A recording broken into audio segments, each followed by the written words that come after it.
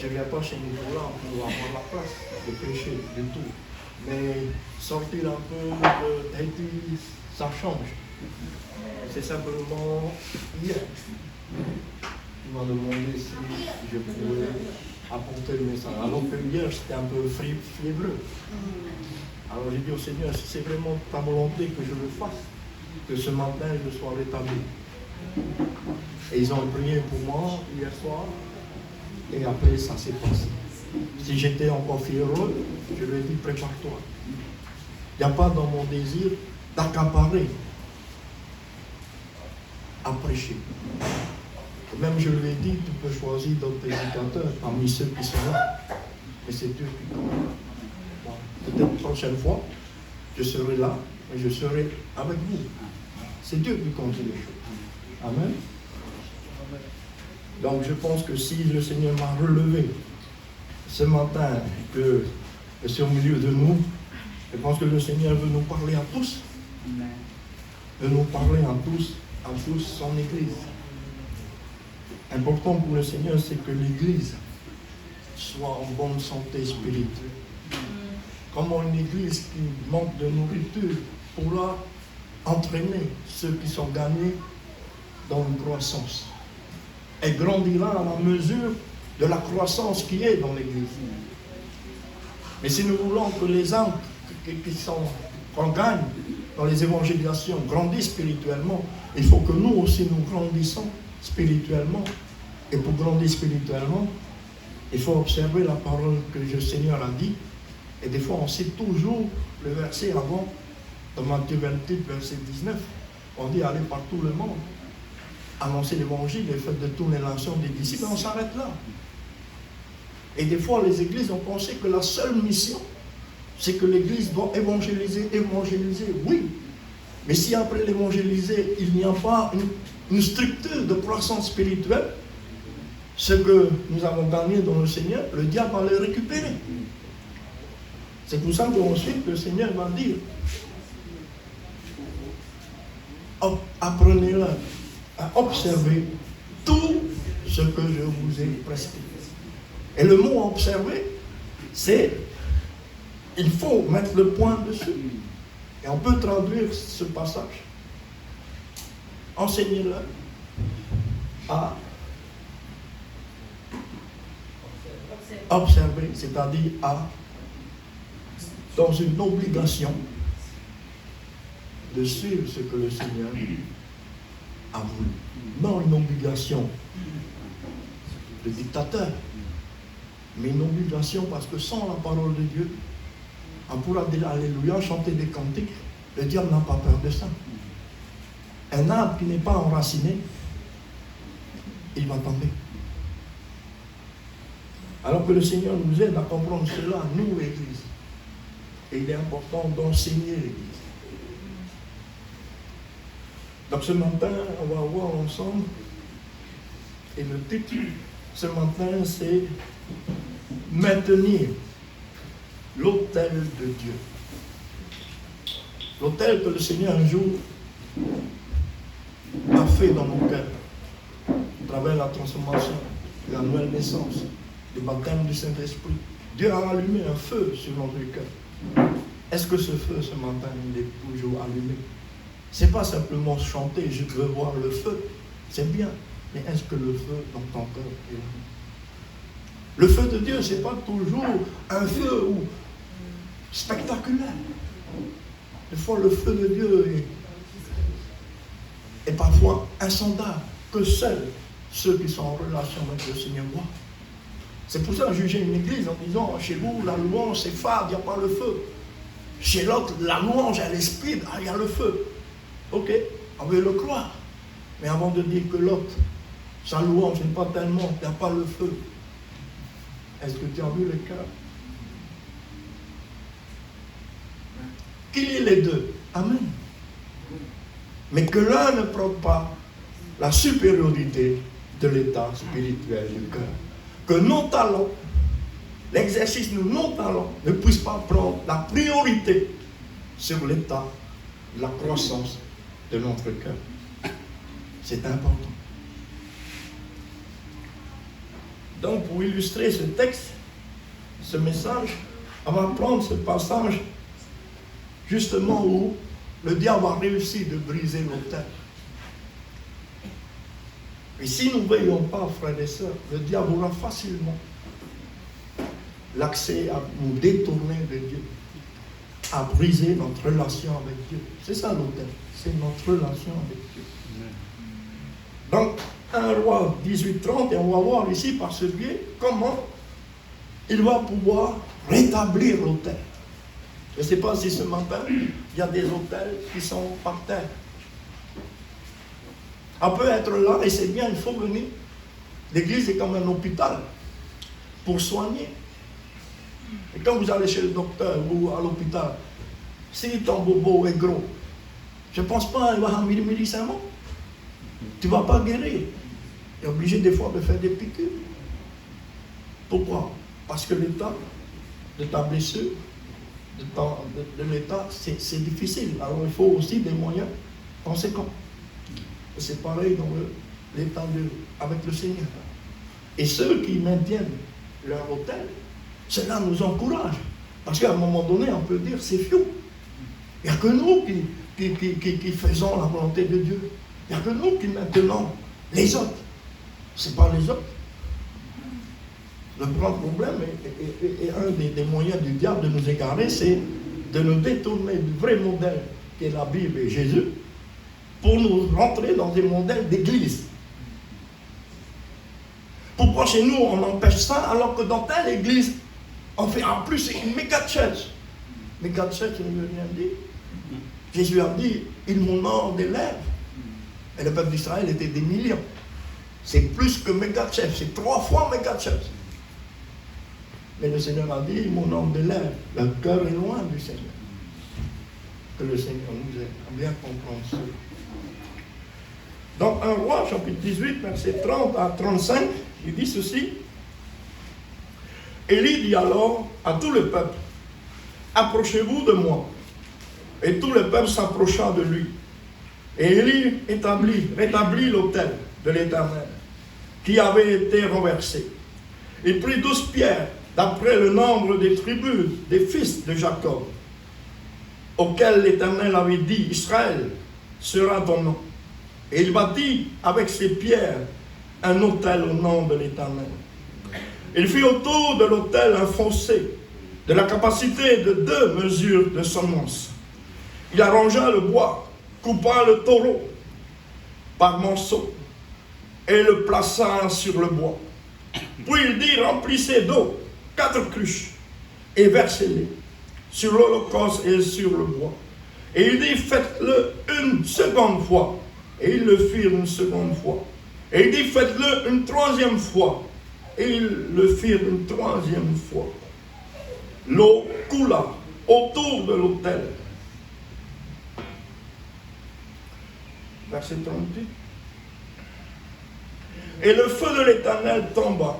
Il consuma l'holocauste et le bois, les pierres et la terre. Il absorba l'eau qui était dans le fossé. Quand tout le peuple vit cela, ils tombèrent sur leur visage et dirent, c'est l'Éternel qui est Dieu. C'est l'Éternel qui est Dieu. L'autel a été reconstitué. Aujourd'hui, on va faire des autels de cailloux. L'autel, c'est quand tu reconnais que l'Éternel est Dieu et que tu as une relation maintenue avec lui. Prier, dire avoir la foi, c'est bien, mais on peut le faire avec l'autel par terre. Et une foi dans cet état n'est pas productive. Que le Seigneur nous aide. Il faut que tout ce que l'on fait devant le monde ait une base spirituelle forte dans mon cœur. Un peu comme les icebergs. Vous voyez les icebergs en Atlantique. C'est balèze. Mais pourquoi ces icebergs ne tournent pas? Parce qu'en dessous, il y a un poids qui est peut-être 10 fois le poids de celui qui est en haut. Et c'est le poids en bas qui maintient ce qui est en haut. Frères et sœurs, s'il n'y a pas de poids spirituel dans ta vie, à un moment ou à un autre, un simple attouchement de l'adversaire au travers de ses ruses, au travers de quoi que ce soit, tu vas basculer. Et quand l'iceberg tombe, il fait quoi? Il va dans l'eau. Ça veut dire quoi? Dehors de l'eau, il est dans l'eau. C'est l'image de se noyer. Et si spirituellement nous n'avons pas cet état de cœur, à un moment donné, le diable va agir. Il va nous noyer tout en venant ici, tout en servant le Seigneur, tout en priant. Et c'est ce qui était l'état du peuple de Dieu. Et Dieu ne veut pas qu'on le serve de cette manière. Et c'est à cause de cet abandon des choses de Dieu qu'en définitive, parfois on se dit, mais pourquoi telle chose m'arrive? C'est vrai que, comme Jésus a dit, vous aurez des tribulations dans le monde. Prenez courage, j'ai gardé le monde. Mais j'ai vaincu le monde. Jean 16, 23. Si on marche avec le Seigneur, nous aurons des tribulations pour nous empêcher de continuer. Mais des fois, l'amour de Dieu est tellement grand, un peu comme vous, vis-à-vis de vos enfants. Et c'est pas qu'on veut, c'est pas qu'on a envie de les réprimander, c'est pas qu'on a envie de faire quoi que ce soit. Mais si on ne le fait pas, ils vont penser que ce qu'ils font est bon. Et à un moment ou à un autre, il faut intervenir. Et au travers de ce qu'ils ont fait, eh bien, toute la plantation va s'arrêter. Il y aura une sécheresse de 3 mois. Mais ils sont lents à la détente. Frères et sœurs, ces choses ont été guéries pour notre instruction. Ne soyons pas lents à la détente. Si au travers d'un problème qui arrive, nous faisons le bilan et on voit que nous ne sommes plus totalement dans le chemin de Dieu, mais ton problème il vient de ton écartement de la présence de Dieu. Maintenant, si tu es dans le plan de Dieu, tu es conforme à la parole de Dieu, tu as un problème, c'est une attaque de l'adversaire. Continue. Mais si il y a quelque chose qui n'arrive pas des fois, c'est le Seigneur. Comme pour Jonas. La tempête, ce n'est pas le diable qui a fait venir ce Jonas. C'est Dieu. Pas pour le détruire, pour le ramener. Alors si le Seigneur agit de telle manière, n'endiscute pas nos cœurs. Et si nous voyons que c'est à cause de notre éloignement de Dieu, à cause d'un autel fragilisé, faisons tout, repentons-nous. N'oublions pas, frères et sœurs, parfois dans nos milieux, on met toujours en avant le Seigneur, c'est bien. Mais mettre trop en avant le Seigneur, c'est oublier qu'on a un adversaire. Dieu est grand. La foi déplace les montagnes. Quelle foi? Pas la foi avec un autel brisé, qui ne déplace rien. La foi avec un autel établi ou réétabli avec le Seigneur. Et l'adversaire agit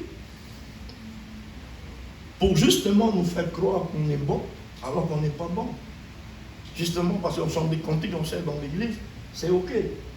Mais si depuis un certain temps, tu n'entretiens pas l'autel secret du Seigneur dans ta vie, fais attention. Et si tu passes par un moment difficile, ne dis pas quoi que ce soit. Examine-toi.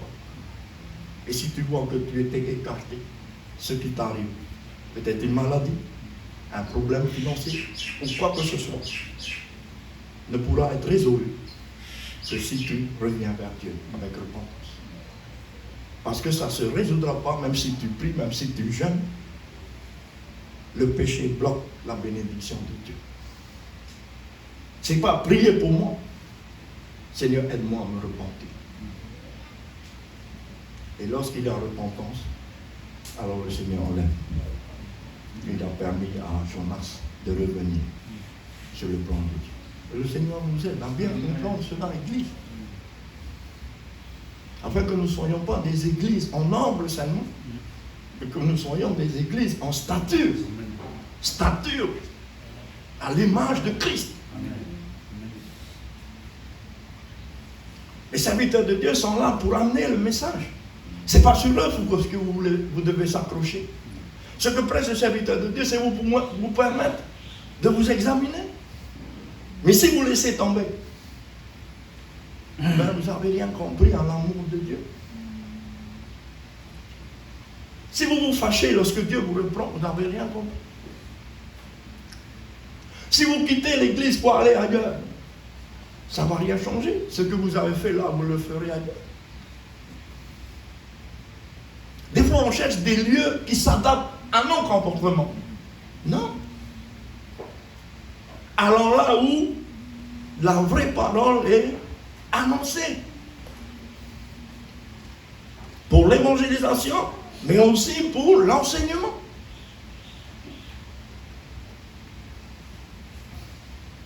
Pierre 5:8. Votre adversaire, le diable, c'est comme si là, Paul était en train de parler de ces chrétiens, comme s'ils ont tout oublié. Et un des moyens de l'adversaire, c'est de nous aveugler spirituellement. Afin qu'on oublie tout. Son désir, c'est voler la parole que vous entendez. Afin qu'elle ne produise pas ce que Dieu veut que cela produise en nous. Et il dit ceci, votre adversaire veut dire rôde, comme un lion rugissant, cherchant qui il dévore. Ça veut dire quoi? Ça veut dire que le diable ne peut pas faire ce qu'il veut quand même. Mais son désir, c'est de toucher les chrétiens. Le monde, il les maintient. Et même le diable donne du succès au monde. Et c'est pour ça parfois que nous, chrétiens, on se dit, mais eux, les religions, eux, ils fument la cigarette, non pas concert. Et nous, on ne fume pas la cigarette, on a concert. Peut-être on est dans le faux. C'est pas là qu'il faut regarder le vrai. Revenons sur le juste. Peut-être eux ont de bonne santé jusqu'à aujourd'hui, mais quand ils vont partir, s'ils n'ont pas fait la paix avec le Seigneur, leur succès, c'est que sur la terre. Ne faisons pas l'erreur de Asaph, dans le psaume 78, qui a voulu faire comme les païens de ce temps. Mais quand il s'est réexaminé, il a vu combien il était dans l'erreur et il est revenu au Seigneur. Mais juste avant, votre adversaire, le diable, rôde comme un lion rugissant. C'est vrai qu'après, il est dit, résistez-lui pas une fois fait. Mais juste avant ce verset, que dit Paul? Paul dit, Pierre dit, c'est sur qui il est horreur. Il dit, tout de suite après, il dit ceci avant, juste avant, soyez sobres. Sobre, c'est quoi? De ne pas être distrait. Le diable, pour permettre qu'il nous touche, il va nous appâter. C'est comme vous allez à la pêche. Hein? Vous ne lancez pas le mât pour nourrir le poisson. Vous lancez le mât pour piéger le poisson. Oui ou non? Le diable, il fait la même chose. Il va essayer de nous distraire par les choses de ce monde au travers de nos smartphones. Le smartphone n'est pas un danger dans la mesure où on l'utilise pour les choses de Dieu. Mais si toute la journée, on se nourrit que des choses qui n'est pas de Dieu, à la fin de la journée, ta nourriture que tu as engrangée dans ton cœur n'est pas une nourriture spirituelle. Et si tu fais cela tous les jours, attends-toi que devant la tentation du Seigneur, tu vas tomber.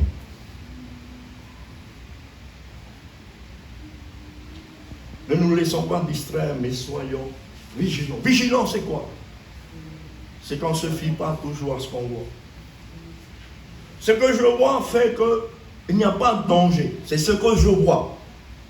Être vigilant, c'est je demande à Dieu s'il voit la même chose que moi. Et un des grands problèmes des chrétiens, ils se fient simplement à leurs yeux. Ils ne consultent pas Dieu, mais ils prient maintenant Dieu. Dieu intervient, il faut qu'on ait ça, il faut ça, ça, ça. Dieu ne répondra pas à quelque chose qui n'est pas dans sa volonté. Et parfois on reçoit. Mais Dieu a donné.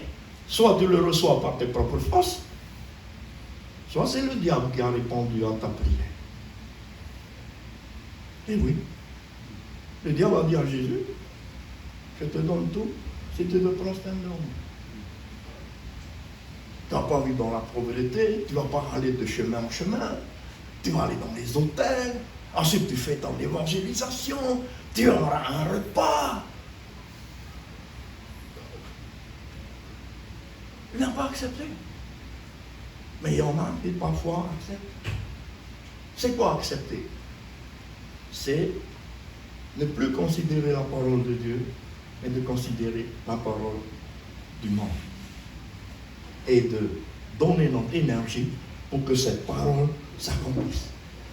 Fais 7799 et tu auras une belle voiture 4x4, SUV, tu auras bateau, tu auras 100 000 francs d'aide. Arrête-toi. On a plus besoin de rien. L'hôtel, on a négligé. Matthieu 6, 33, on a mis de côté. Cherchez premièrement le royaume de Dieu et sa justice. Et toutes les choses seront données. Pas besoin de jouer avec SMS. Pas besoin d'aller à l'auto. Et par exemple, je joue à l'auto, bingo, gagne. Ah, ça aide moi à payer mes factures. Merci Seigneur. C'est pas merci Seigneur. Parce que si c'était merci Seigneur, tu viendrais à l'église. Comment tu peux dire ça vient de Dieu et tu ne viens pas vers Dieu? Parce que si ça vient de Dieu, ça veut dire que tu l'as recherché. Et quand Dieu répond, tu viens vers Dieu. Ou tu reviens vers Dieu. Frères et sœurs, il est peut-être parfois mieux de souffrir devant des difficultés et restons conformes à la parole de Dieu que de sortir de cette souffrance et de chercher des réponses dans le monde. Et quand la souffrance va venir, c'est hot. Et si tu restes avec le Seigneur, Jésus dit, David dit, si tu marches dans la vallée de l'ombre de la mort, débrouille-toi. C'est ça. C'est ça. Pour certains, c'est ça. Ils vont chercher des solutions ailleurs. Ne crains point, car je suis avec toi. Ta houlette et ton bâton me rassurent. La houlette, c'est le symbole de la croix. Le bâton, c'est aussi le symbole de la croix. La houlette, c'est la partie du bâton que nous ramenons. Et la houlette, c'est la parole de Dieu. Alors si des fois, pendant les prédications, tu sens que le Seigneur met la houlette sur toi pour t'attirer, ne baisse pas, il y a ta tête.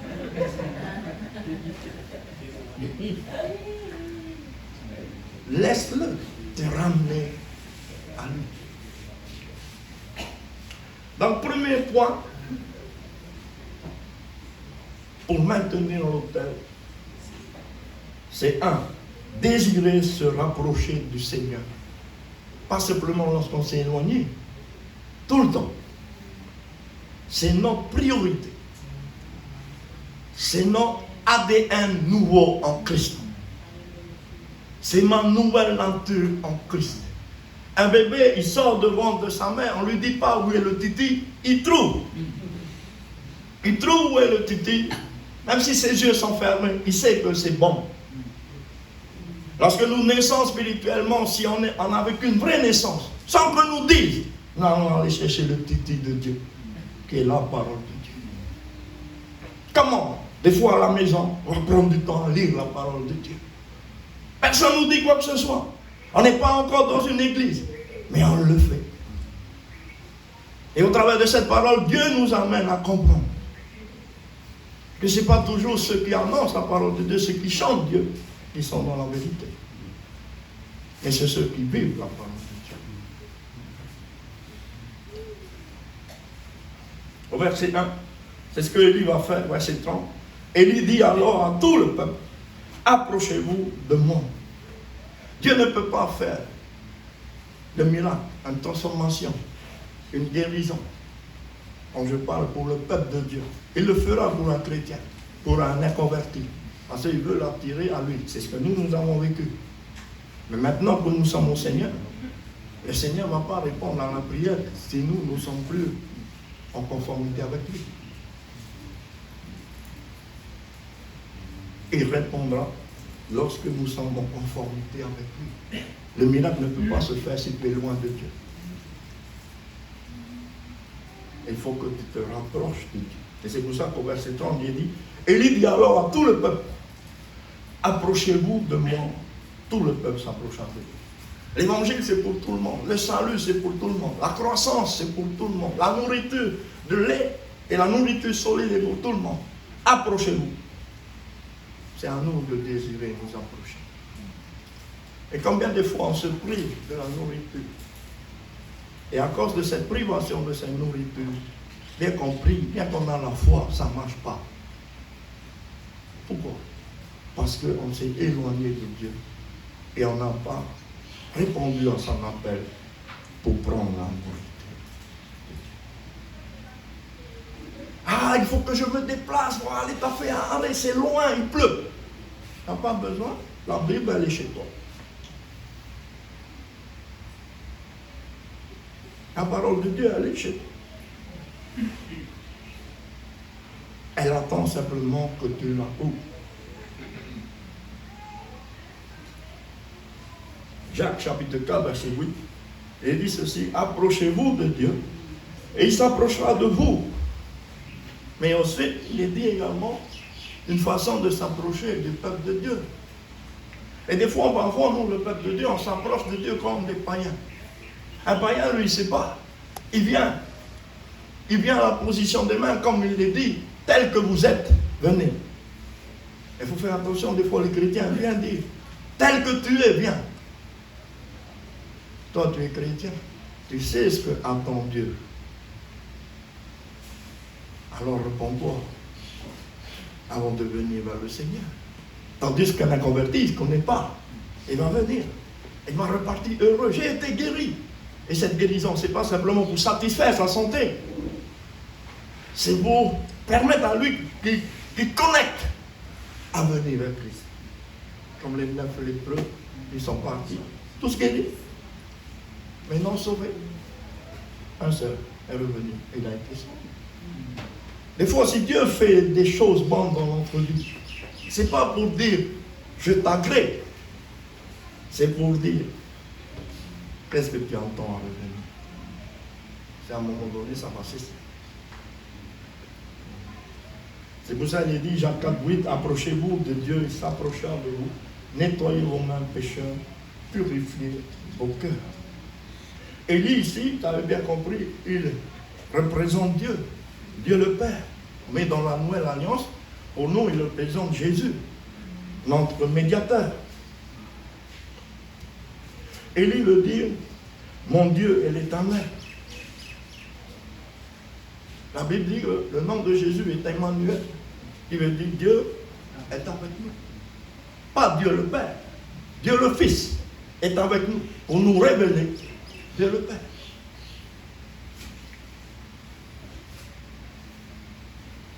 Donc, voyons ne pas vous éloigner du Seigneur. Comme Jésus le dit, dans Jean 15, 4 et 5, demeurez en moi. C'est une insistance. C'est une supplication. Va-t-on laisser le Seigneur nous supplier combien de temps, nous, peuple de Dieu?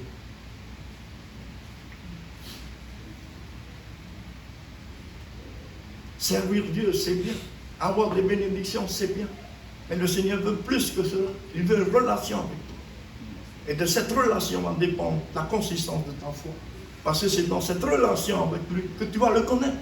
Et quand on connaît une personne, on peut dire du mal de cette personne à une autre personne. Mais la personne qui connaît cette personne va dire tout ce que tu dis, c'est du mensonge. Mais si tu ne connais pas la personne, tu vas croire au mensonge. Et c'est comme ça que le diable met de la tisanie et des divisions dans nos assemblées. Parce qu'on croit vite les on-dit. Alors, au lieu de dire, si ce que tu dis c'est vrai, cela se verra. Mais moi, je n'aurai pas de mauvaise pensée vis-à-vis de lui. Je continuerai à prier pour lui. Que le Seigneur nous aime. Le diable, c'est un rusé, c'est un menteur. Jean 15, 4, demeurez en moi, et je demeurerai en vous. Au verset 5, il dit ceci, je suis le cep Vous êtes les sarments. Il fait une illustration, afin qu'on comprenne. Vous êtes le cep, moi le sarment. Je suis le cep, vous êtes les sarments. Celui qui demeure en moi et en qui je demeure porte beaucoup de fruits. Sans moi, vous ne pouvez rien faire. La progression spirituelle, voir les fruits de transformation de notre vie, voir l'action miraculeuse de Dieu, va dépendre de notre attachement au cep. Mais ce qui est bon, c'est que le Seigneur dit, même si le diable a pu casser la branche, a pu éteindre le feu, mais il y a encore quelques braises. Et qu'à l'écoute de la parole, tu te reportes.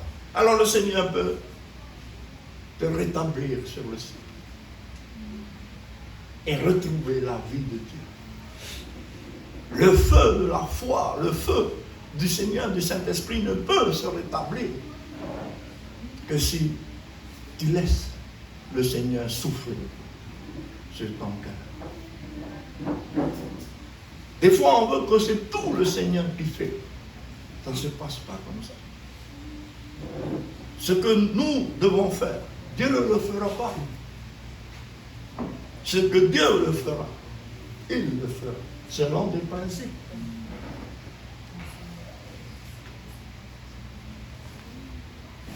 Amen. Deuxième point. On va essayer de raccourcir un peu. Combien la parole de Dieu est passionnante. C'est comme une source d'eau. Quand tu commences à puiser, tu vois la profondeur, tu vois les qualités de cette eau. Ne soyons pas de ceux qui viennent et qui veulent repartir. Si tu veux repartir, tu aurais dû ne pas venir. Deuxième point.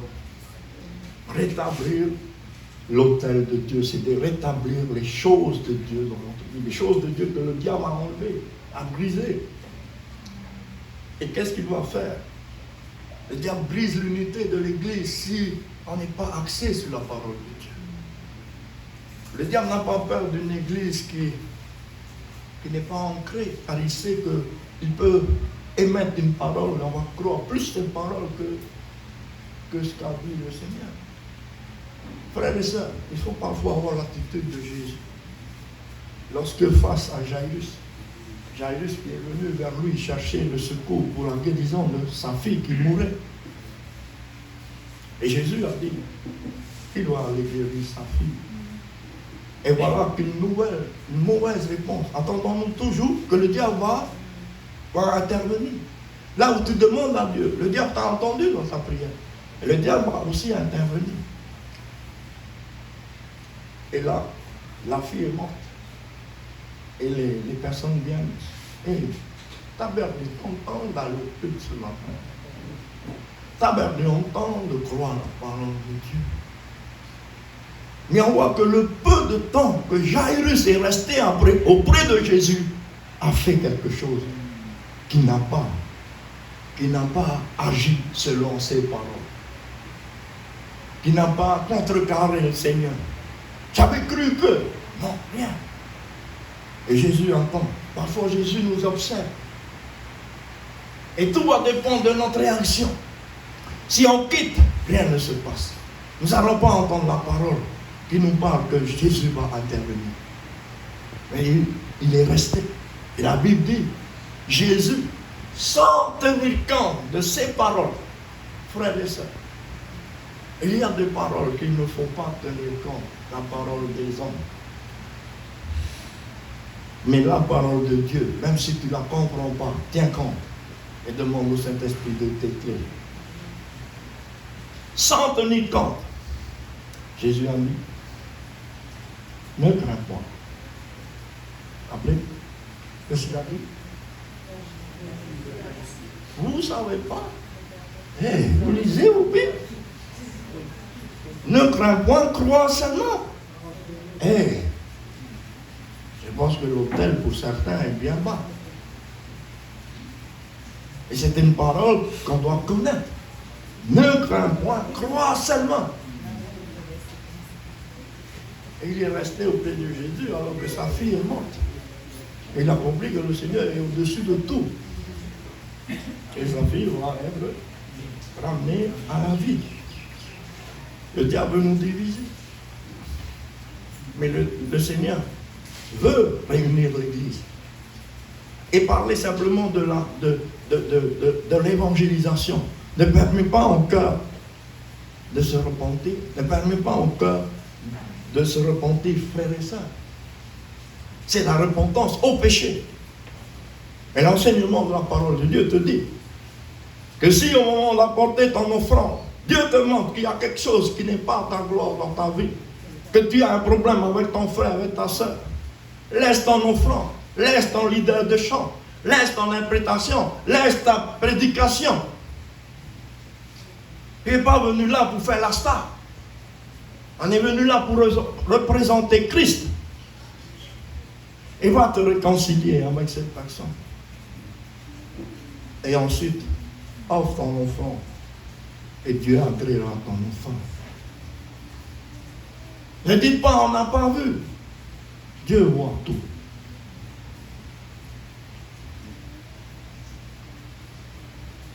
Donc, il va prendre les pierres qui sont réparties sur le sol, divisées. Symbole du peuple de Dieu divisé, les 12 tribus divisées. Et là, il va remettre les pierres en or, montrant au peuple de Dieu. Vous êtes peut-être de 12 tribus différentes, mais vous avez le même Dieu. Alors ne vous comportez pas comme si vous n'êtes pas du même Père. Et dans 1 Pierre 2, 4, 5, il dit ceci. Approchez-vous de lui, plus de Élie, de Jésus.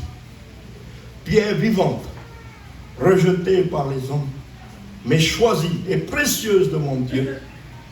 Et vous-même, comme des pierres vivantes, édifiez-vous pour former une maison spirituelle. Dieu a besoin de nous tous.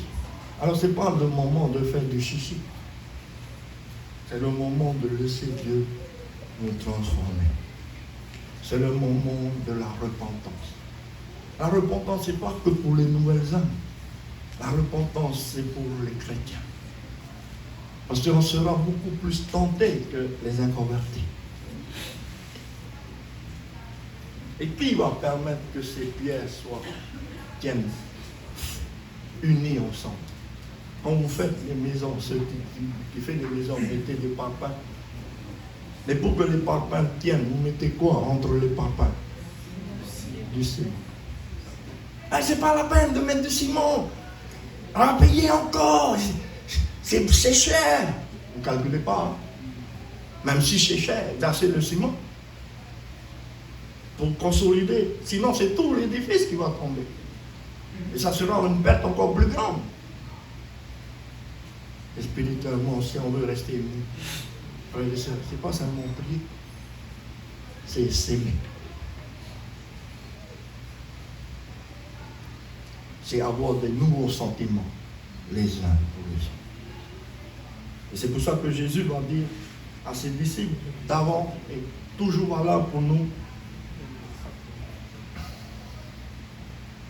Dans Jean 13, 34, je vous donne un commandement nouveau. Pourquoi c'est nouveau alors que c'est ancien? On laisse très vite la parole de Dieu partir. Un peu comme aujourd'hui. Vous le savez. Mais c'était plus là. À moins que vous avez fait esprit de ne pas dire. Jean 3, Jean 13, 34. Je vous donne un commandement nouveau. Évangéliser, enseigner, chanter, louer. Oui, tout ça après. Parce que si on sert sans amour, et tito tato, comparaison, concurrence, compétition, et l'autel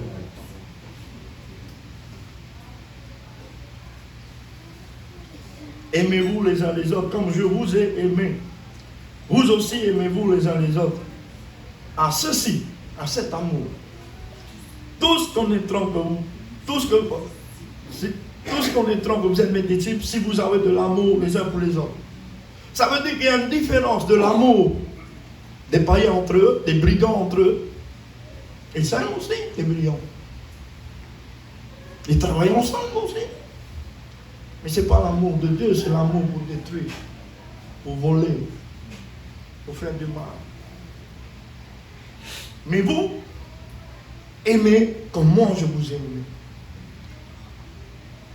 Et c'est là parfois dans nos prières, on prie beaucoup. Je parle pour moi, et je le fais. On prie beaucoup, Seigneur, garde des âmes, permets qu'on garde des âmes. Il y a une réunion ce matin, permets qu'il y a des miracles, permets que de nouvelles âmes viennent, c'est bien. Mais une des prières, Seigneur, aide-moi à aimer de plus en plus mes frères et sœurs. D'autant plus tu vois leur pharaon. D'autant plus tu vois leur têtu. Aide-moi de les aimer de ton amour. Si nous faisons toute cette prière, l'autel ne se cassera pas. Parce que l'amour est fort. Alors, en quoi consiste cet amour? C'est un amour que nous devons travailler dans la prière, en demandant à Dieu. 1 Corinthiens 13, 4, 7. L'amour de Dieu. Agapé. Pas philéo. Philéo, c'est juste ami. Et était à Horowa. Agapé, on doute fifi. Pierre a trahi Jésus. Et nous, si on nous trahit, eh bien, nous trahirons tout à tout. Si on arrive à l'aimer malgré tout, ça veut dire que notre amour est consistant et bien. Si peut-être il a eu tort de le faire, mais toi, pourquoi tu n'as pas eu la réaction d'amortir? Des fois on dit, mais la faute vient de lui, ok? Mais toi, en tant que chrétien, pourquoi tu n'as pas su amortir? Pourquoi tu n'as pas su bénir? Pourquoi tu n'as pas su prier? Pourquoi tu as renvoyé? Parce que l'autel est tombé. Il n'y a plus le ciment de la parole de Dieu. Il n'y a plus le ciment de l'amour. Donc, en quoi consiste cet amour? L'amour est patient. Dans le monde, on est patient.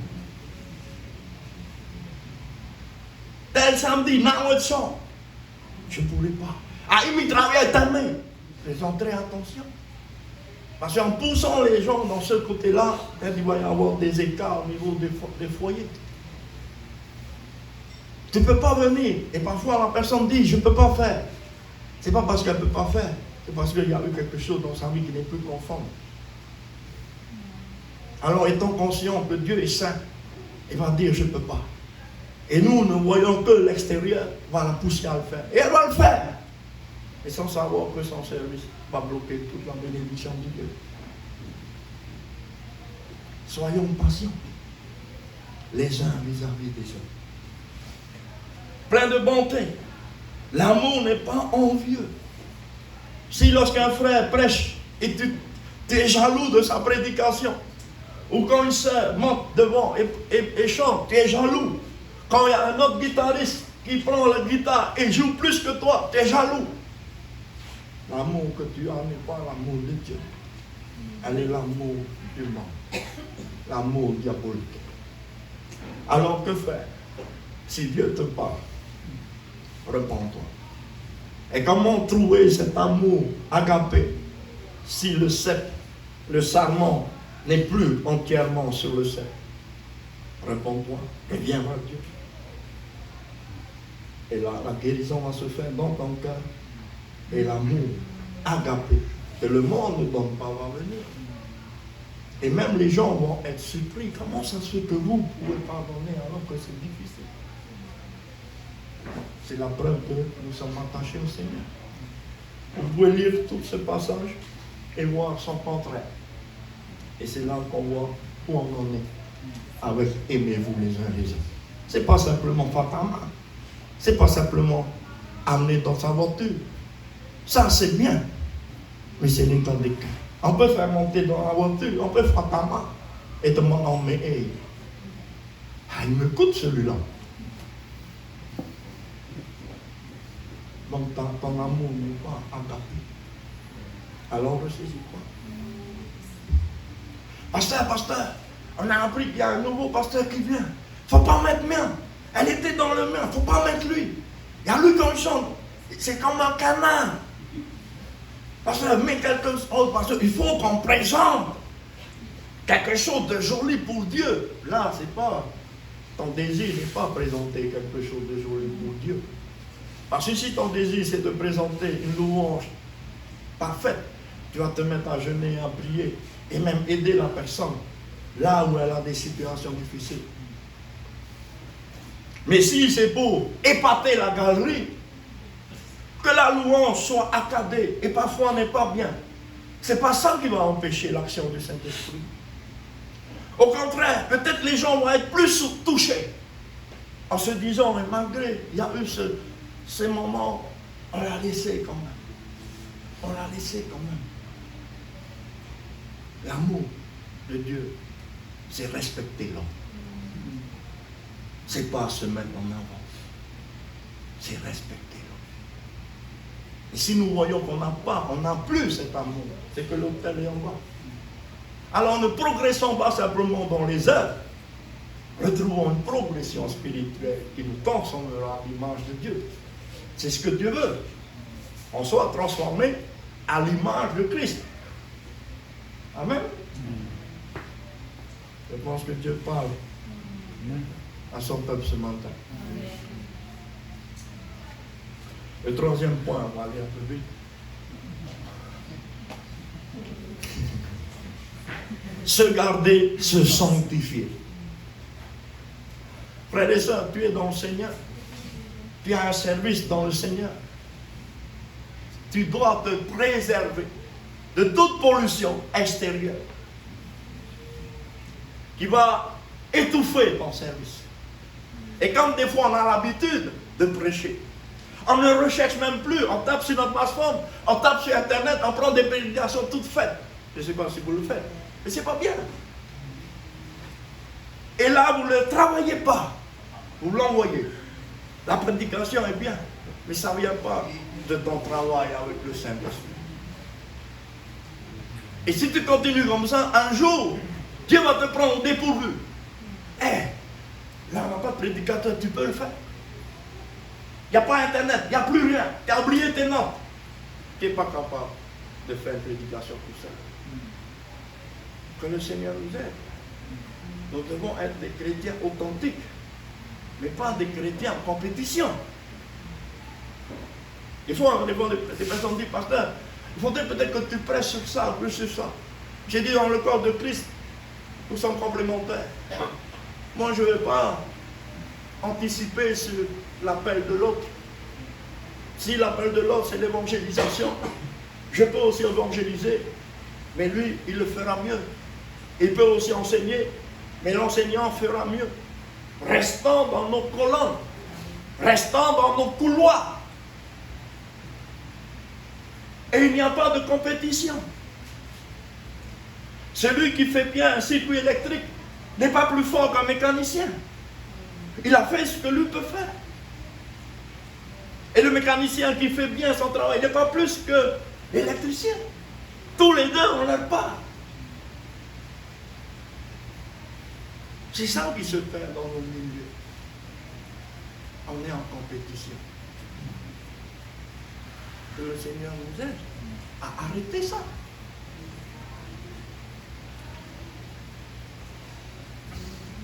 Donc, qu'est-ce qu'ils vont faire au verset 32? Ils ont fait une force autour de l'autel. Alors, l'autel est monté. Lorsque le Seigneur te rétablit, il faut mettre des bandes de sécurité autour de toi. Et la bande de sécurité qui fera un fossé entre toi et le monde, c'est toujours la parole de Dieu. On voit dans l'autre moment où il va mettre l'eau. Et l'eau, c'est symbole du Saint-Esprit, mais l'eau, c'est symbole aussi de la parole. Pourquoi 3 fois on doit être imbibé de la parole de Dieu? C'est pas lire de temps en temps. Tu ne seras pas mouillé de la parole de Dieu. C'est 3 fois, 4 fois. Il y a pour la pauvreté. c'est être constant dans la parole de Dieu. Que la parole de Dieu va imbiber nos vies. C'est pour ça qu'il est dit dans un autre passage de Colossiens 3,16 que la parole de Dieu habite abondamment, pas un peu. Et parfois dans nos milieux, c'est la louange qui habite abondamment. Je m'excuse. Et parfois on donne plus de temps à la louange et aux autres choses qu'à la parole de Dieu. Comment être imprégné abondamment de la parole de Dieu si on restreint tout le temps la parole de Dieu. C'est vrai que le prédicateur va aussi se tenir aussi à des oreilles, bien sûr. Mais si un prédicateur vient devant, sachant qu'il n'y a que 15 minutes, déjà là, vous avez ouvert l'accès au diable de le toucher. Seigneur, bénis le temple public et aide à ton prédicateur de savoir où il faut s'arrêter.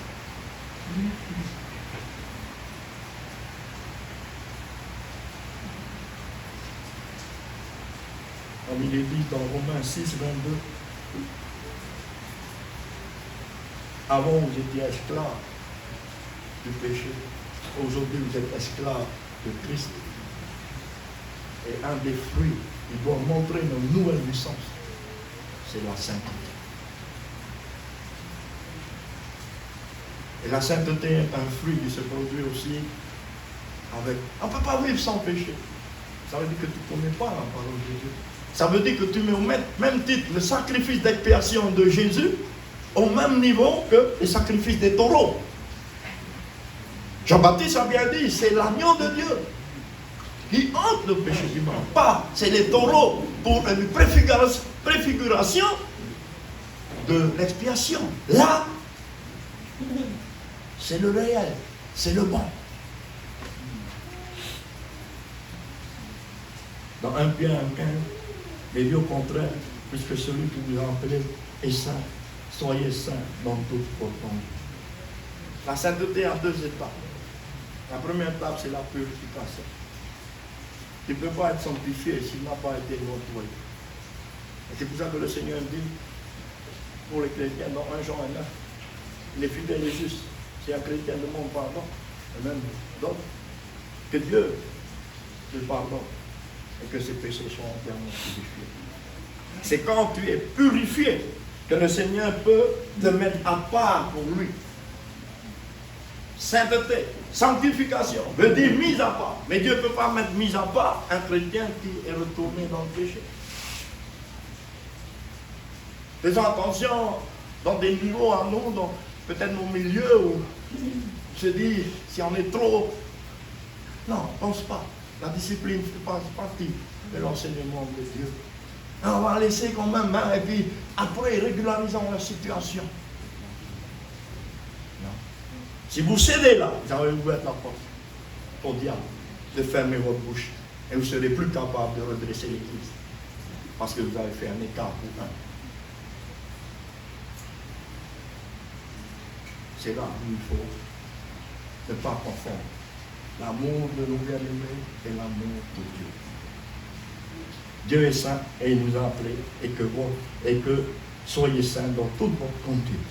Il y a aussi un passage qui dit dans 1 Jean 5, 18, nous savons que quiconque est né de Dieu ne pêche point, mais celui qui est né de Dieu se garde lui-même et le malin ne le touche pas. Le quatrième point, ne pas être négligent, mais servir Dieu avec sérieux. Si vous voyez qu'il y a de la négligence dans votre vie, dans le domaine spirituel, soyez assez franc d'aller voir votre responsable ou d'aller voir le pasteur, vous lui avouez ce qui se passe. Parce que les pasteurs ne savent pas tout. L'amour croit tout. L'amour ne soupçonne pas le mal. Alors n'utilisez pas ça pour pouvoir passer en doute, alors que votre vie n'est plus conforme. Allez voir. Ayez au moins de la crainte pour Dieu. Allez voir le pasteur et lui dire voilà. Et le pasteur va comprendre. Il va vous soutenir pour que les choses s'arrangent. Verset 33. Il arrangea le bois. Le feu peut prendre avec un bois n'importe comment. Il arrange. Quand Dieu vient dans nos vies, c'est pour nous arranger. Et si tu veux que ta vie s'arrange, viens vers Dieu. C'est lui qui va arranger ta vie. Parfois on se dit, mais c'est pas la peine de le faire parce que c'est juste pour un homme. Là je vais venir avec ma belle voix. Je vais prêcher. Il n'y a que trois âmes. Et il dit, Seigneur, tout ce message pour 3 âmes, c'est pas la peine. À comment tes frères? Non, tu es serviteur de Dieu pour 10 âmes, comme pour une âme. Philippe a prêché à une âme. Et Philippe a prêché aussi à la foule. Tu chantes devant 3 âmes ou tu chantes devant 10. Et ils ne sont pas venus parce que c'est moi ce matin. Ok, le diable a réussi à te faire tomber. Au contraire, ne regarde pas la foule. Dieu te regarde. Elle a chanté comme s'il y avait 1000. Il a prêché comme si la salle était remplie. Ça. Elle a prêché, mais elle a failli pleurer. Parce qu'il n'y a personne. Jésus est là. Jésus est là. Et si tu le fais, Jésus va voir. Et prochaine fois, Jésus va t'amener des âmes. Frères et sœurs, ne calculons pas avec Dieu. Nos calculs, ça ne va pas faire la gloire de Dieu. Des fois, on va prêcher dans des endroits où il n'y a que quelques personnes. Des prédications, on a recherché. Le restaurant, il fait le mal. S'il y a 50 personnes, c'est 50 pour le mal. Il y a une personne. Est-ce que la restaurateur va pas taper? Je ne pense pas. Elle va faire exactement. Et s'il y a une, il y a une seule. Mais je le fais bien.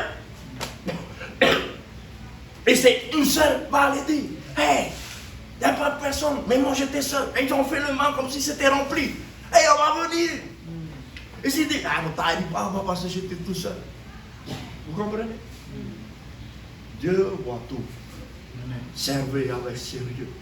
Qu'il y ait beaucoup, qu'il n'y ait pas beaucoup. Servez avec le Seigneur. Vous n'êtes pas la star de la louange. Vous n'êtes pas la star de la prédication. Vous êtes un canal. Je suis un canal. Il y a 10, je prêche à 10. Il y a 1, je prêche à 1. De la même manière qu'il y a une multitude. Et Dieu voit. Et c'est comme il est dit dans Colossiens 3, 23, 24. Tout ce que vous faites, faites-le de tout votre âme, comme pour le Seigneur, et non pour des âmes. Encore ça, c'est de prendre du temps. Et des dates. Je le fais pour le Seigneur et pas pour les hommes. Mais à un moment, tu es aimé. À un moment, tu es cette parole fait que l'autel, c'est en bas. Il y a la foi, il y a la prière, mais il n'y a plus l'amour. Il n'y a plus l'autel sur son fondement. Parce qu'un chrétien ne réagira pas et ne parlera pas comme ça. Amen. On va passer au 5e point. Je saute, hein?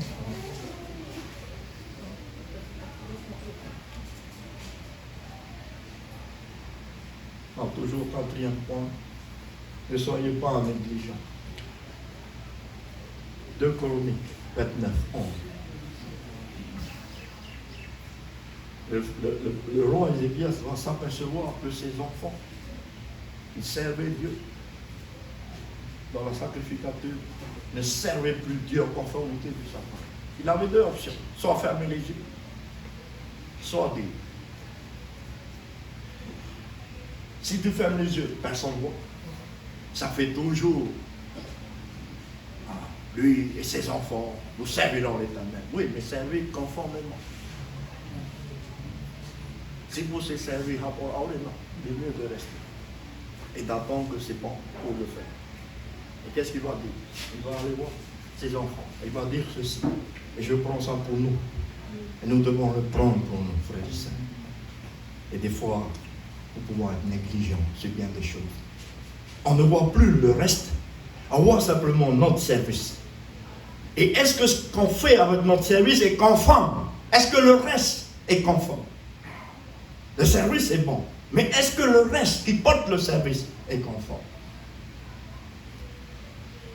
De Chroniques 29:11, maintenant mes fils, cessez d'être négligents, car vous avez été choisis par l'Éternel pour vous tenir à son service devant lui.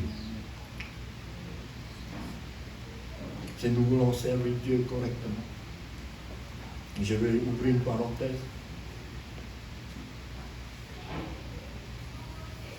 Ce n'est pas le lieu qui fait que la présence de Dieu est plus grande. Ah, c'est un lieu, littéralement, garage. Je mets mes linges pour aller à Carrefour. Je mets mes linges pour aller à la plage. Ça veut dire que tu n'as rien compris. Qu'est-ce que nous devons sanctifier, respecter? Que le lieu soit une étape, comme ça a été le cas pour Jésus. Et dans cette étape où Yahweh, on sentait les excréments des bœufs, Dieu était là. Alors que nous puissions nous conformer dans nos tenues vestimentaires.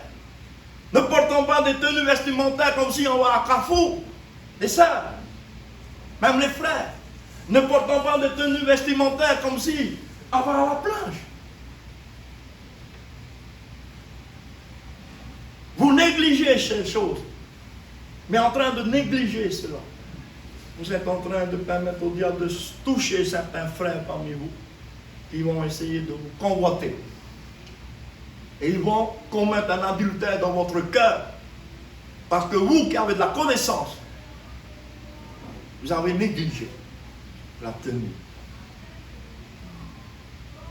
Quand je pense avant, chez d'autres confessions, ils n'ont pas vécu la rencontre avec Dieu, le Saint-Esprit. Mais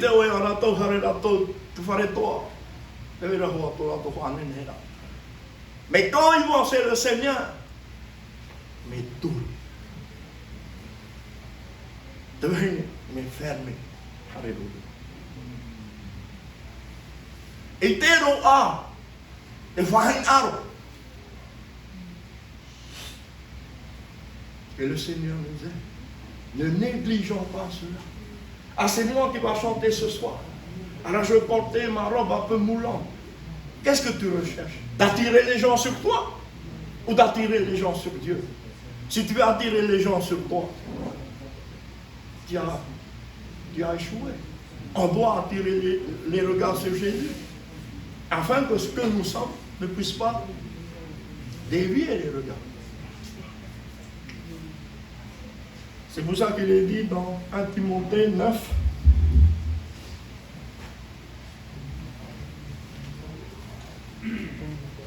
Et il parle à l'église.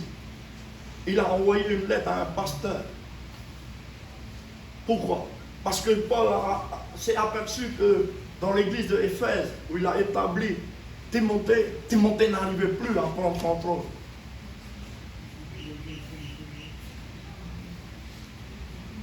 Sur les sœurs qui enseignaient. Enseigner, c'est aussi apporter la prière. Enseigner, c'est aussi apporter son témoignage. Enseigner, c'est aussi chanter. Et Paul va prendre position et lui dire, s'il n'y a plus ce respect, tu peux les arrêter. Ils viennent et tu constates que ce n'est pas net, même si c'est la leader. Tu dis à la leader, tu es au courant. Là, tu as négligé. C'est ça.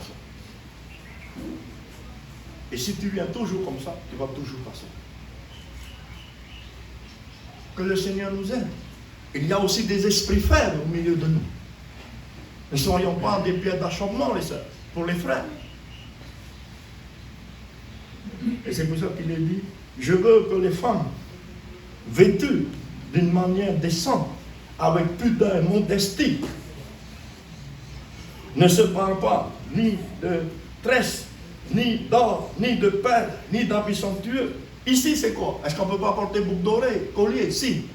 Ici, c'est exagéré. Parce qu'ils sont devant, alors ils vont montrer leur richesse. Ils vont montrer leur collier de perles à 1 million. Il va montrer la robe à 1 million. C'est pas ta place. Jésus est venu comme un pauvre. Il s'est fait pauvre. Il s'est dépouillé de sa gloire. Tu viens, descends. Boucle d'oreille, collier, peut-être gourmet. Ok. Et s'il y a 10, et là il y a 10, que le Seigneur nous aide. Et je veux juste entendre, puisque je suis là. C'est pour cela que Paul a dit dans 1 Timothée 2,12, je ne permets pas aux sœurs d'enseigner. À quelles sœurs?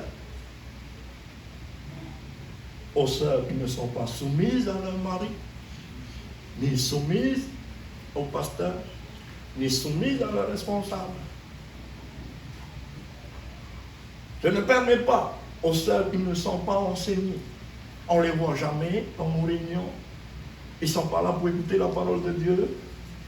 Alors comment elles étaient? Et parce qu'elles sont dans le circuit, alors on les maintient dans le circuit. Paul dit non. S'il y a plus de soumission au mari, plus de soumission au responsable pasteur, plus de soumission dans l'église, il arrête que les choses puissent être considérées. Si elle n'aime plus la parole de Dieu, comment elle va enseigner?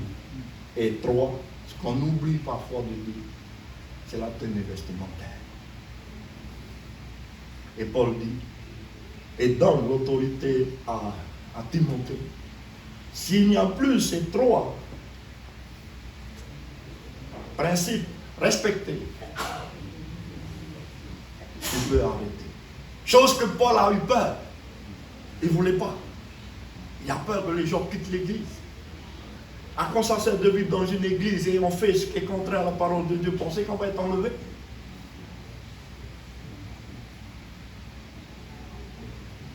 Nous devons rectifier les choses si nous voulons être enlevés. Et là, il donne l'autorité à Timothée. S'il y a une sœur qui vient et que son accoutrement n'est pas conforme, bien qu'elle sache du stop. Et normalement, elle ne doit rien dire. Je ne vais pas rentrer, vous connaissez les sœurs. Votre pasteur pourra aller plus loin dans la tenue vestimentaire des sœurs. Mais ne soyons pas négligents. Et dans 1 Corinthiens 14, 26, il n'a permis aux sœurs de l'église de Corinthe d'enseigner. Et pourquoi là? Il n'a pas permis. Parce qu'ils ont enfreint les règles qu'on vient de voir. Dans 1 Corinthiens 14, 26, dans la version seconde, 21. Parce que le mot frère, dans la seconde normale, elle inclut aussi la sœur. Et là, dans 1 Corinthiens 14, version seconde, 21, et parole vivante, il dit ceci, que faire donc, frères et sœurs, lorsque vous vous réunissez, frères et sœurs? Chacun de vous, frères et sœurs, conforme, il a reçu l'appel dans ce service, peut apporter un cantique, peut porter une révélation, une langue d'interprétation, l'exercice des dons spirituels. Que tout se fasse pour l'édification. Donc, Dieu avait permis, Paul avait permis. Et ici, les règles ne sont plus respectées. Alors, Paul va dire, je ne permets plus à des sœurs de continuer à faire chanter, à interpréter, à faire un service dans l'église, si la tenue est indécente, si elles sont rebelles à leur mari, rebelles aux responsables de l'homme, et si elles ne se laissent pas enseigner. Si ces 3 conditions sont respectées, la sœur continue. Et c'est pareil pour les frères. On n'est pas prédicateur à vie. On reste à vie si l'autel est toujours à vie. Mais si c'est plus conforme, ben le serviteur de Dieu peut te dire à toi aussi, prédicateur homme, de t'arrêter. Le 6e point. l'obéissance à sa parole. Frères et sœurs, sans obéissance, même si on a la foi, même si on a l'amour, il n'y a pas d'obéissance, il n'y a pas de miracle. L'obéissance encore, l'obéissance à la parole de Dieu, mais l'obéissance aussi aux règles intérieures d'une assemblée. C'est important. Verset 34, remplissez d'eau 4 cruches et versez-les sur le bois. Qu'est-ce qu'ont fait ces personnes? Ils n'ont pas discuté avec Jésus. Ils ne savaient pas où Élie voulait en venir. Je ne sais pas si c'est loin, là, le puits ou près. Ils sont revenus, allez voir. Deuxième fois. Ils sont revenus, allez encore. Il y a beaucoup d'autres opportunités. Obéissance. Même si tu penses que tu as un violon. Des fois, on pense que le pasteur nous ramène. S'il nous ramène, il rendra des comptes. Mais si c'est dans la volonté de Dieu, c'est toi qui paies la bénédiction. Et qu'est-ce qui s'est passé? La même chose. Alors que Élie ne connaissait pas les noces de Canaan. Il ne savait pas qu'il va y avoir une réplique de ce qu'il vient de faire aux noces de Canaan. Il y a eu le changement d'eau en vin parce qu'il y a eu obéissance des serviteurs. Que tu aies l'amour, que tu aies la foi, que tu pries, que tu jeûnes, c'est bien. Est-ce que tu es obéissant à la parole de Dieu? Et qu'est-ce que Jésus a dit dans Jean 2, 7 à 9? Jésus leur dit, remplissez d'eau ces vases, et il remplit jusqu'à bord. Puisez maintenant. Jésus, et pourquoi il est là? On va faire pousser l'eau. On va aller vers l'ordonnateur pour dire c'est le vin. Il va voir c'est l'eau. Il va nous demander l'eau. Rien. Aucun calcul. La foi obéissante. Le maître a dit, je fais. Mes pensées disent le contraire, je mets mes pensées de côté. Les amis disent le contraire, je mets les amis de côté. Je regarde la parole de Dieu. Obéissance. Puisez. Que de l'eau. Que de l'eau. Non. Et je pense qu'ils n'ont pas regardé là. Ils ont regardé au ciel. Et quand ils ont donné à l'ordonnateur a été supplié que cette eau a été changée en vin. Frères et sœurs, nous devons comprendre une chose. La foi déplace les montagnes.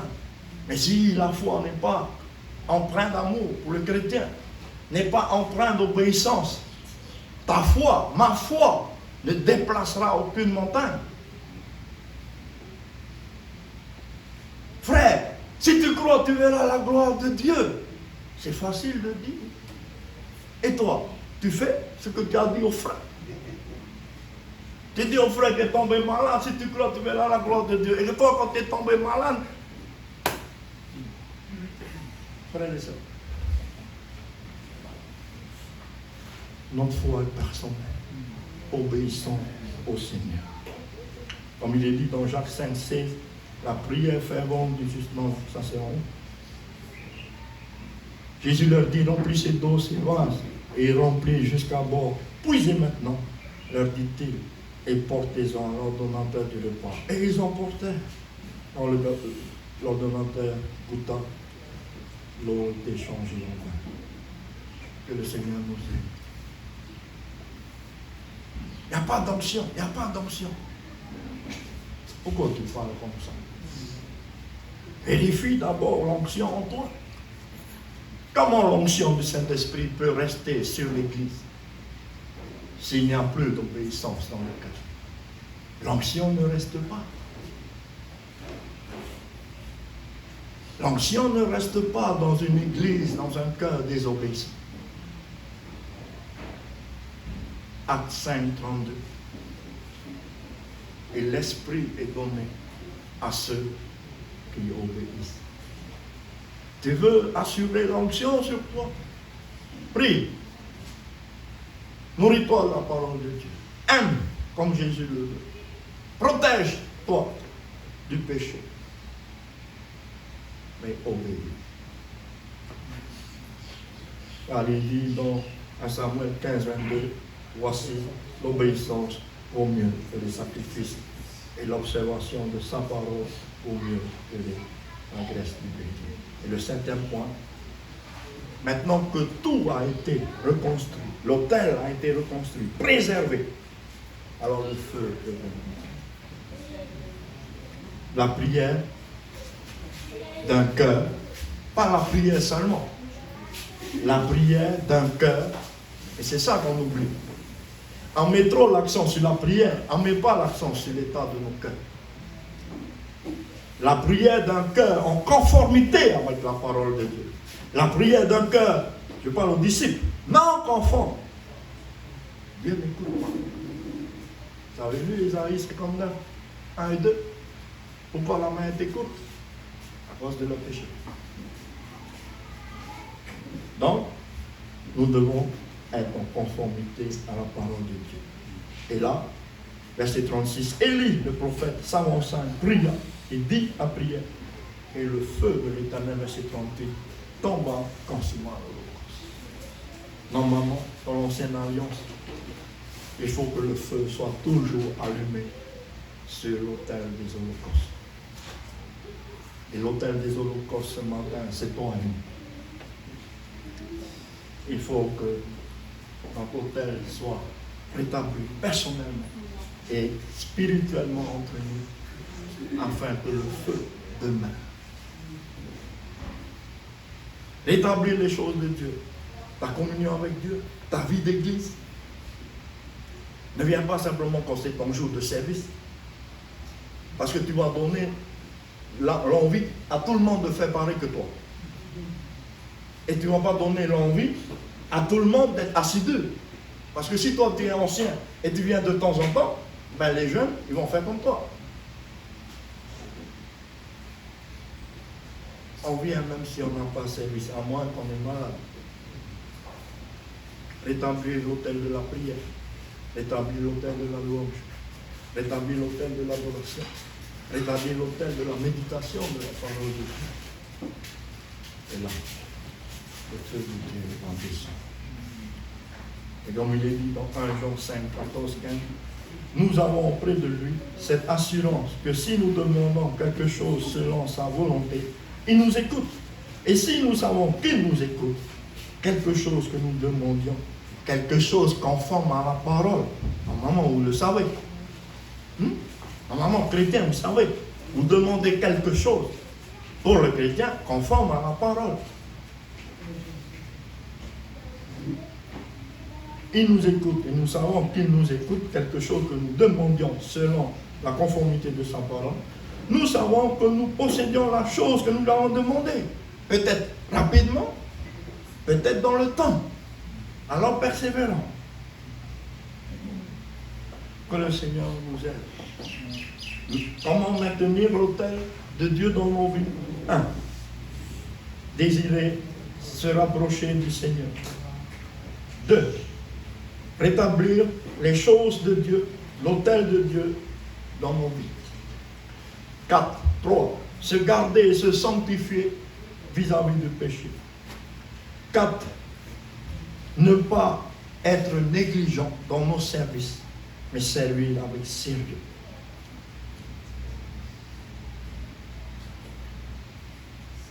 J'ai zappé, je pense, au 5e point. Ça fait rien. Mourir à soi-même et se laisser découper. Élie a pu découper l'Holocauste, parce qu'avant on a tué. Frères et sœurs, si nous ne mourons pas à notre propre chair, lorsque le Seigneur va essayer de découper des choses en nous, ça ne va pas aller. Pourquoi? Il y aura toujours des choses à émonder. Et c'est ce qu'il est dit dans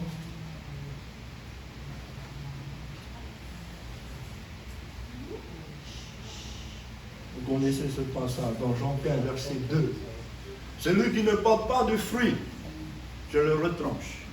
Il coupe et on jette au feu. Celui qui porte beaucoup de fruits, je coupe ce qui peut l'alourdir. Et pourquoi je le fais? Afin qu'il porte encore beaucoup de fruits. Que le Seigneur nous aide. Amen. Seigneur, merci de bénir encore ta parole ce matin. Merci encore, Seigneur, de raviver la flamme de nos cœurs en toi. Seigneur, merci de bénir ton Église. Si ce matin le Seigneur a parlé à quelques-uns, je ne vais pas vous dire de vous lever. Ça vous regarde, vous. Et c'est ça aussi. Levez-vous. Ah, il y a plein qui s'est levé. Levez-vous. Oh non, aïe. Ahora entramos. Ahora. C'est pour ça que je ne vous demande de pas vous lever. Mais dans votre cœur. Si Dieu a parlé à votre cœur, levez-vous de votre cœur. Demandez pardon au Seigneur. Et demandez-lui la force de rétablir au sein de Dieu. Et si vous avez servi quelque peu en négligeant de tous les saints, en négligeant un peu votre tenue, Dieu regarde au cœur. Dieu et nous. Envoie ton derrière. Envoie tes seins. Envoie ton décolleté. Envoie ta jupe au-dessous des genoux. Et quand tu t'assois, on risque de voir t'en fait dedans. Et tu deviens une pièce d'achat. S'il y a une négligence, repentez-vous. S'il faut aller chercher de nouveaux habits, allez chercher. Si vous mettez un collant, prenez quelque chose qui couvre le collant. Vous le faites pour Dieu. Et si un jour le pasteur vous arrête, vous avez entendu l'enseignement. Seigneur, bénis tous ceux et celles qui dans leur cœur se sont levés par rapport à ce qui s'est passé et que les autels puissent être tout à fait constitués. Que ton feu descende pleinement sur nous tous et que nous puissions aller de l'avant. Au nom de Jésus. Amen.